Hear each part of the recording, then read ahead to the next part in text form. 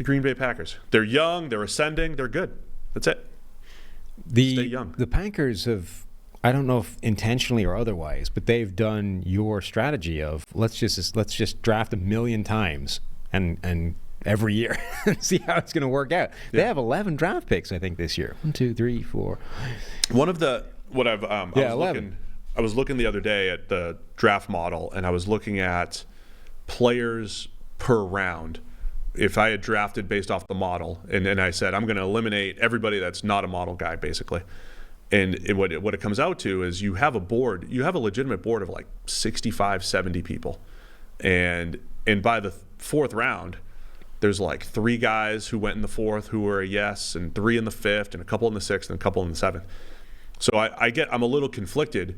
My strategy of draft a bunch, right, but also tighten up the draft board, because it makes it very difficult to trade down, and it makes it very difficult to draft in volume because you have fewer players to choose from. So I'm a little conflicted there.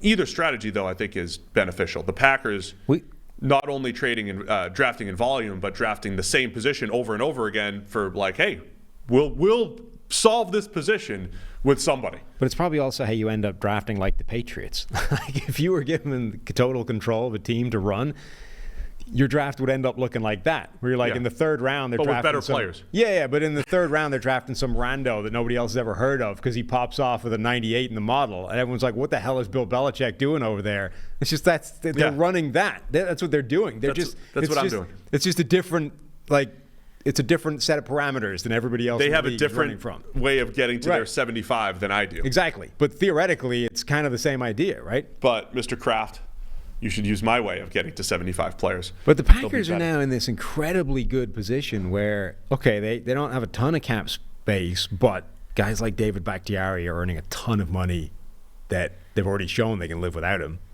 They could move on from him immediately. Outside of that, I mean, Jordan Love playing incredibly is going to get paid at the end of this year. Everybody else on offense earning nothing because they're all like rookies or rookie deal type moves, and then they don't need to spend, and then there's a ton of draft picks coming up. They got 10 or 11 draft picks, 5 of which are in the first 3 rounds in the top 100. This is an incredible spot for them to be in. Yeah, I mean the other part too is we've mentioned this on the opposite end with a team like Belichick or in New England, where he was so bad at drafting receivers. Do you ever look at that as a weakness and just say, okay, I'm just not going to do it anymore. I don't have a good track record, therefore I need to go to free agency or whatever. Right. Green Bay now has this track record of drafting and developing receivers, drafting and developing offensive linemen. It's not every position across the board, but it's a multi-decade system in Green Bay of draft and develop and don't break the bank in free agency, and they've done a really good job of fostering that environment, which is why I think this season, look, we predicted it before the year. We said maybe a year from now Green Bay is even better than they are, and I think by Thanksgiving, they started to show the signs of what 2024 might look like. They win a playoff game. They almost beat San Francisco to go to the NFC Championship. So, yeah, they're in a really good spot right now. Almost their entire offseason should be defense. Like, I would barely touch the offense. I think maybe there's a world where you move on from David Bakhtiari. You always need to at least continue to tinker and turn over the offensive line because there's going to be guys that leave every single year. So, John Runyon, a guard, is on his way out. You might lose Josh Nijman. Like, there's going to be turnover there. So you're never, I don't think, in a position where you can just say we're not touching the offensive line for an offseason.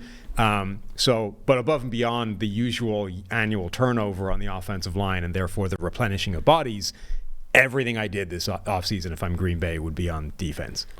So they have this history of doubling up at positions. I like to go back and read what that looked like, because I think, to your point, are they doubling up in the secondary this offseason? They've got both starting safety. They got 3 out of their top 4 safeties hitting free agency. I think a lot of people are mocking corners, even though they have Jair Alexander and Eric Stokes under contract, plus a couple late rounders that did pretty well last year. But is corner another position where they'd want to future-proof that? Definitely. But they doubled up at corner in 2015, technically, Demarius Randall and Quentin Rollins. Mm-hmm. Randall back and forth between safety and corner.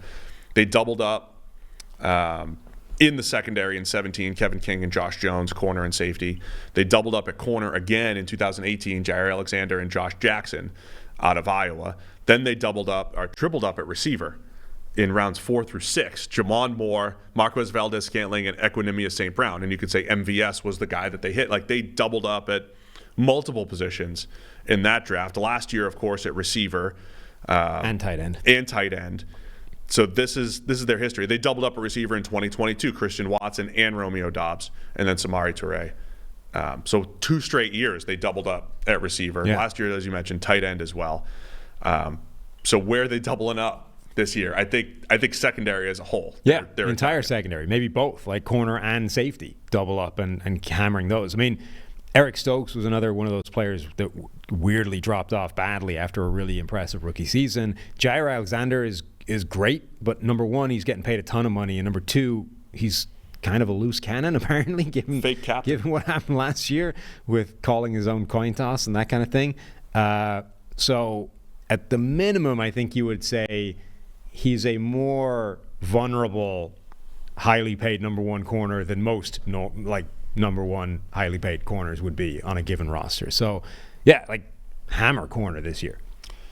So we keep talking about the first round corners and who might be available there. Even in that second round, you've got guys like TJ Tampa from Iowa State and Kamari Lassiter from Georgia, Kyrie Jackson from Oregon. I think there's about 10 to 12 in the top 100 currently. Was TJ Tampa the guy getting schooled by Steve Smith and sneakers? Was he? Maybe. I think so. I don't know. I'm going to keep going back. I was at the game. Yeah.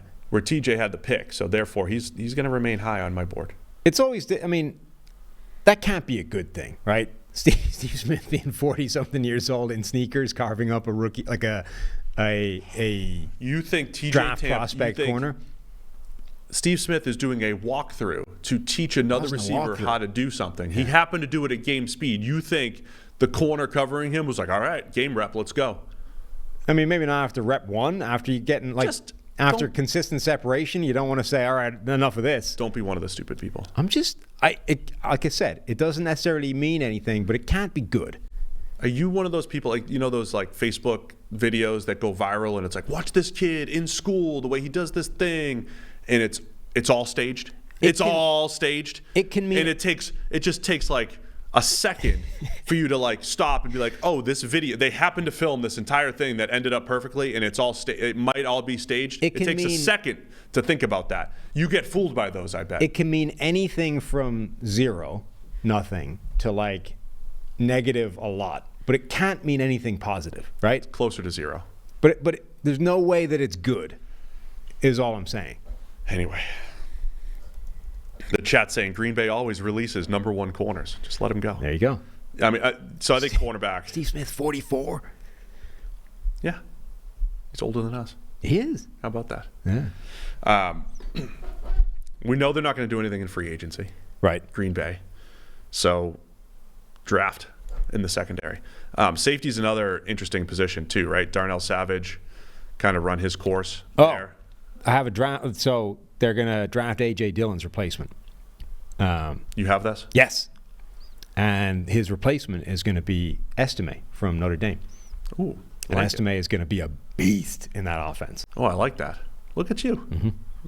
There's your running back content Done. For the show, for the 2-hour show. For the week. If they want another running back, Utah safety Sione Vaki had an incredible game against USC. Another thing I'm going to mention throughout draft season when we talk Vaki, man, that was awesome. In this he world, got given reps, right? Like during, where was he? The Shrine game? the Senior Bowl. Senior Bowl. He had a day, at least one day where he was playing running back. Is this going to happen? Because I wanted Miles Jack to play running back and it never happened. I sure hope so. I mean, it is tough enough to play in the NFL, but I think like receiver and corner are so nuanced when it comes to technique, and you know how bad it is if you're a quarterback and the route's not run to the exact depth right. and everything. That could cause an interception. But if we're talking about a guy just like taking some reps at running back, but it's also to add value to the team, I think there's something there. Yeah, I mean, I don't know how that works if you have a guy that can do both. And you're like, hey, do you want a package on offense? Sure. But like, from his point of view, if you have an option of playing either running back or DB in the NFL, given the way the NFL landscape is right now, like, you don't want to play running back. That's the last thing you want to do.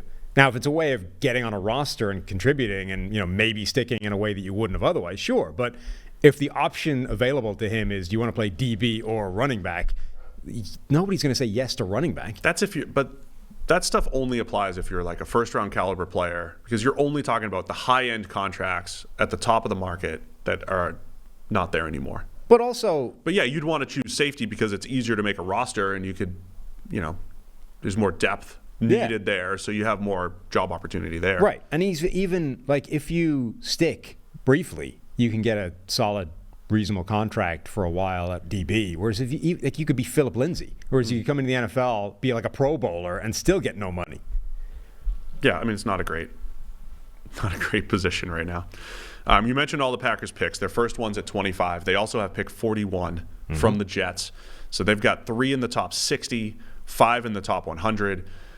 If 3 of those picks end up becoming corners and safeties, the safety draft class got aided by underclassmen Kalen Bullock from USC, Cameron Kinchins from Miami, Javon Bullard from Georgia. I think all those guys are in play. Not that you'd want to draft needs, but I think the need and value is going to match up pretty well right there for the Packers.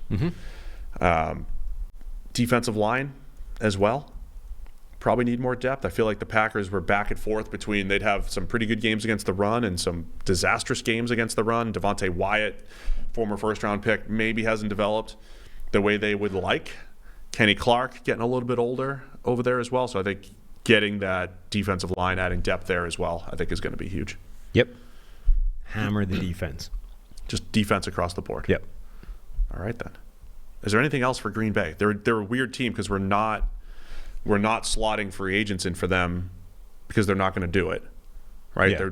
They're very rarely, I mean, not that they never sign any free agents, but they're rarely going to sign a free agent. They do have a starting spot at guard with John Runyon hitting free agency. I think O-line depth always for them as well, but continue to draft and get the next Zach Tom. The next David Bakhtiari. Right. I don't know that we talked about this when it happened, but another reason that defense is so important for them this offseason is obviously they changed defensive coordinator. They went away from Joe Barry's system that for almost all of the year was a big problem and then came back to bite them right at the worst time in the playoffs. And the guy that they selected to come in and take that job is Jeff Hafley, who doesn't have, like, he's not the next guy from the Vic Fangio tree or whatever. He's got a much more unconventional or at least obscure pathway to this position than that.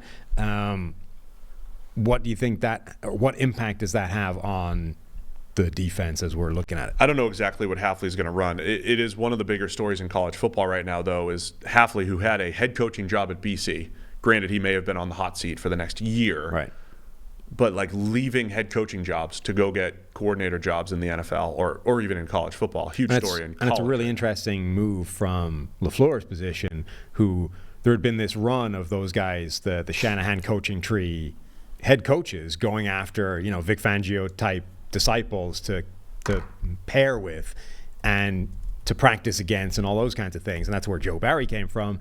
And, one potential move in that direction would have been, hey, Brandon Staley is now available as a coordinator. And instead he goes in a completely different direction, like poaches the head coach at the college level to come in and run a defense.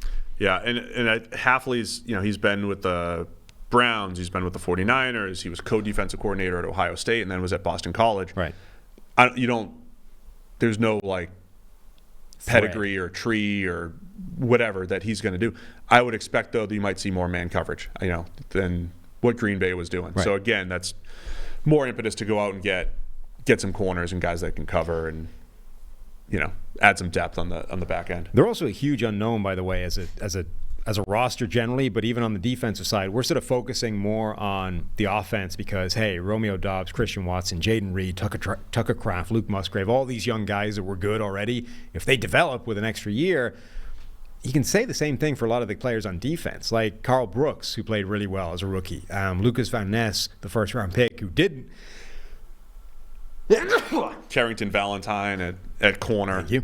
But yeah, a lot of young players on Bless you. defense that we expect, or theoretically could get better as well. Maybe it's the progression isn't necessarily as linear, but Lucas Van Ness, okay, he was a first-round pick that I wasn't as high on as a lot of people, but if he develops, huge addition, addition who's already on the roster. Yeah, so I like a lot of what Green Bay is doing, so stay on course.